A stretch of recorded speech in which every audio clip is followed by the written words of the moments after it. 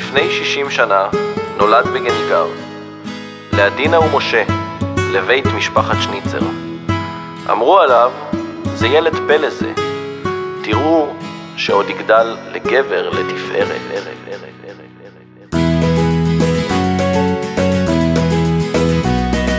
התחיל בהתחלה בשנות ה-50, נולד לו אז יואב, ועוד אחד מיד הגיע. היו אז כבר 3 לפני שהיא ביקשה, אולי תיתן לי בת, אבל זה לא הצליח.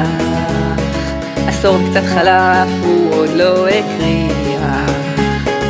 מכונאי מוכשר החל ללמוד באות, צו גיוס אז לביתו הגיע. בשריון הוא צו מה לעשות, מה לעשות.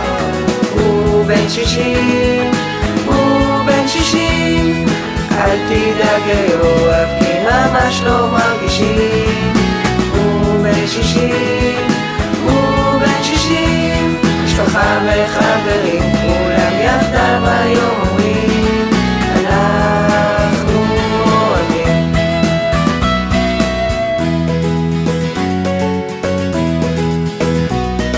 אחרי המלחמה סיים עם הצבא ושב לו לקיבוץ, עבד במשק בלי מפריע, הכל זרם חלק, טייל קצת בעולם, היו גם בחורות. לפתע היא הופיעה, בבוא העת עפף הוא לא יניע. יפה רומניה ושתי בנות קטנות, זה דיל מדהים ואין על כך ויכוח.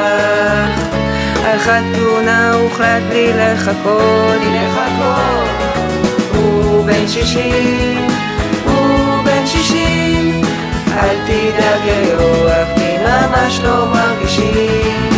הוא בן 60, הוא בן 60, משפחה וחברים כולם יחדיו היום אומרים אנחנו אוהבים.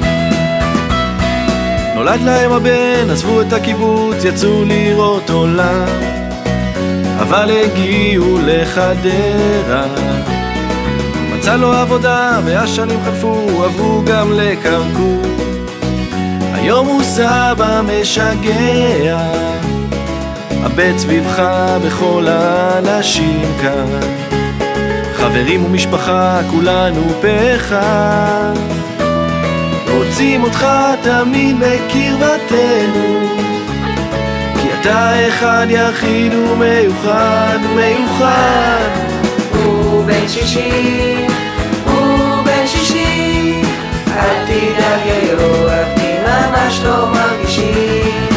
הוא בן 60, הוא בן 60, משפחה וחברים כולם יחדיו היום אומרים אנחנו אוהבים.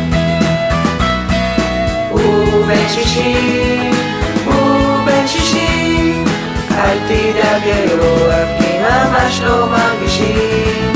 הוא בן 60, הוא בן 60, משפחה וחברים